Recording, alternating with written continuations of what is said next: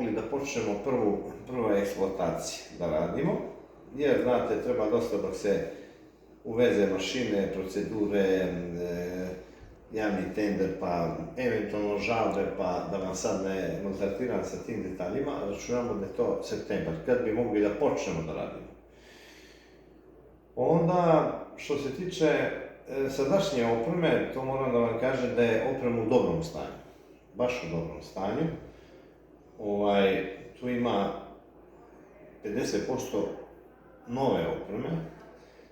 Naša asfaltna baza je nova, još nije izašla iz garancije, manje od 2 godine je stara.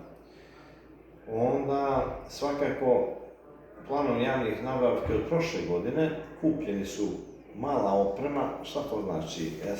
Mali finišer asfalter gabarita 2 do 2,5 metra koji će raditi na gradske uske ulice, Stara Varoš recimo i tako dalje.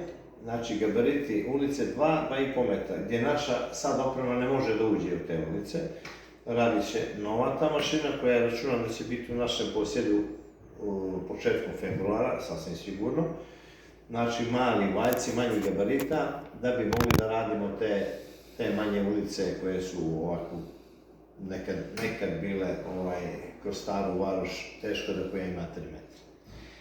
Tako, što se tiče, nabavit ćemo naravno još par novih kamiona, snjegočistača, jer mi održavamo i lokalne puteve da su odmrzavamo i čistimo snijeg.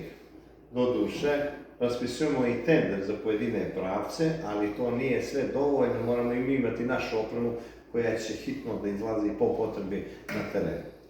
To je velika prilično mreža ovih lokalnih puteva i treba to stići održavati. Sad, za taj dio posla nije nam nešto Bog zna oprema dobra, to je najgori dio u tehničkom smislu našeg preduzeća, ali poradit ćemo da bude bolje. A gdje je trenutno najurgentnije stanje, kada su u pitanju putevi u Podgorici? Podgorica, grad, jezgro grada, periferija? Pa to je periferija svakako. To vam mogu baš onako reći i zaista je to istina, jer centar grada i gradske ulice su u principu u dobrom stanju. Naravno, ulice se habaju, pa će i dužnu pažnju ćemo im posvetiti, ali u principu su u dobroj formi. Periferija nije, nažalost. Naša naselja su dosta rađena bez projekata, bez strategije, malo haotično i tako dalje, pa sve se to odradilo na tu putnu infrastrukturu. Dosta se uradilo i ove godine, ali zaista dosta ovih zahtjeva od 836 što i sad ima se odnose na taj rejon prigradskih naselja.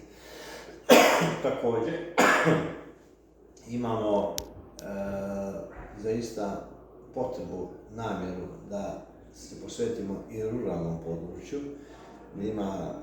Znate i sami kako to ide, tamo se udaljena područja su dugo kilometara i uglavnom su zemljani putevi, pa nam to dosta energije će uzeti, ali ćemo posvetiti pažnju katonskim putevima i seoskim putevima, tamo gdje uopšte nema asfalta.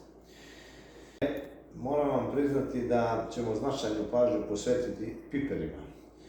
Piperima smo obećali i već prošle godine trebali da odradimo, to je s ove koja je iza nas sada, 4,5 km puteva, a nismo stigli da uradimo bez Rogame glavnu ulicu i još 2-3 kraka, zbog nekih okolnosti.